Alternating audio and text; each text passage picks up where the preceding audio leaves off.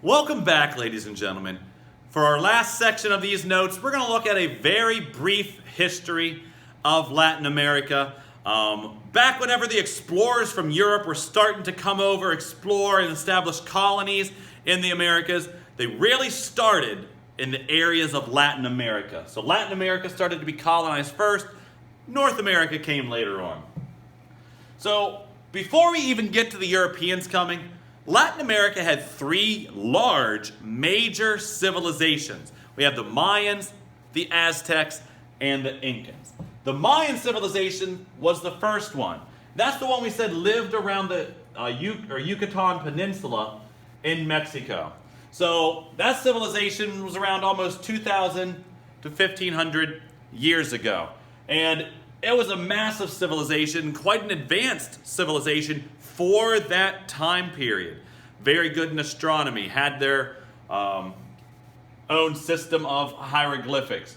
So the Mayan civilization then, around the year 900, kind of dispersed, vanished. There's no real indication yet of what happened to the Mayan civilization and why it kind of just disappeared. But not long after, you have the Aztecs. The Aztecs are in Central America. And it's this time frame of like the year 1200 to the year 1500 that the Aztec civilization really grew and flourished. Modern day Mexico City is built in the area of the Aztec capital, Tenochtitlan.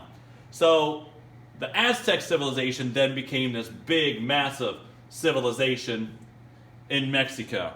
And this is Tenochtitlan, their capital city, with some of their ruins. And this is an artist's rendering from what they feel it depicted based upon archaeological sites. Then you had the Incan civilization. The Incan civilization was in South America. And this civilization spread all throughout those western Andes mountains of Latin America or South America. Another advanced civilization for their time. The Incas existed around the same time as the Aztecs, but what was neat about them is the Incas had this very advanced network of roads and paths. In fact, you can still find and follow some of those old Incan roads and paths, and there's lots of old ruins along those ways. Now, when the Spanish started to arrive, though, Spanish were some of the first explorers of the Americas. And the first of them, what we're going to talk about, is around the year 1519. A man by the name of Hernan Cortez. He came into central Mexico. And essentially what happened was, these guys were conquistadors. They were looking for making themselves rich. And they had heard about these stories of Aztec and Incan gold. And so whenever they came upon the Aztecs, they weren't that nice with them. They kind of demanded that they bring them the gold. Well, what happens is Hernan Cortez and his men actually end up conquering the whole Aztec civilization in just a few short years, by 1521. Same thing with Francisco Pizarro, 1532.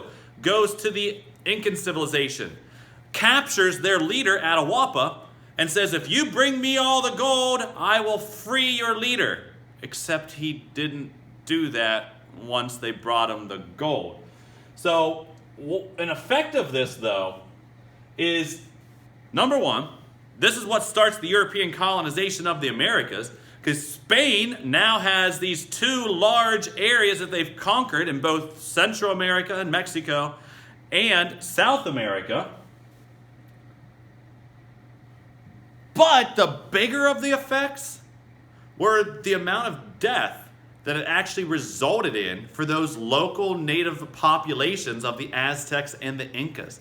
And it's estimated that up to 90% of that native population died out. Not really from war or the Spanish intending on killing them, but because of the diseases that the Spanish brought over to the Americas. Because the Native Americans had not been exposed to any of these diseases, especially the number one, which was smallpox. And so the disease that these Native Americans had no immunity to ran rampant through their population, killing off almost 90% of that population. Now, for a long while, then for the next several hundred years, the areas of Latin America were territories of places in Europe, mainly Spain, Portugal, a few French. So they, just like the United States, struggled and wanted their independence. And the first country to get their independence from the European country was the island country of Haiti. Haiti rebelled against France and eventually won its independence in 1804. The big country of Mexico did the same against Spain and became the country of Mexico in 1821. So if we look here at Latin America then, you had Latin America, Spanish territory in green. You can see Spanish territory even went way up into North America, and there's Florida. Spain had a huge colony, and you had a large Portuguese area. But then you can see when, this map shows when each country got their independence. So shortly after Haiti did, and Haiti's this country right here, whoops. Shortly after Haiti got their independence in 1804, other Latin American countries would follow suit afterwards in getting their independence as well. All right, so that's it for today's lesson. Make sure you go back into Google Classroom, check out the rest of today's assignment. We'll see you next time.